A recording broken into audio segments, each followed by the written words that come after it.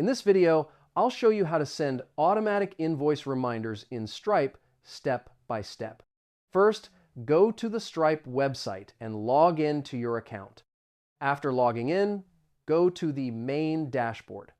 Now find the Settings option. Inside Settings, look for the Billing section. Now click Subscriptions and Emails or Invoice Settings. Here you will find Invoice Notification options.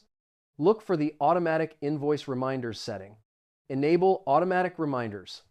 Now configure when reminders should be sent. For example, before or after the invoice due date. You can choose how many reminders will be sent to the customer. After that, save the settings. Stripe will now automatically send reminders for unpaid invoices.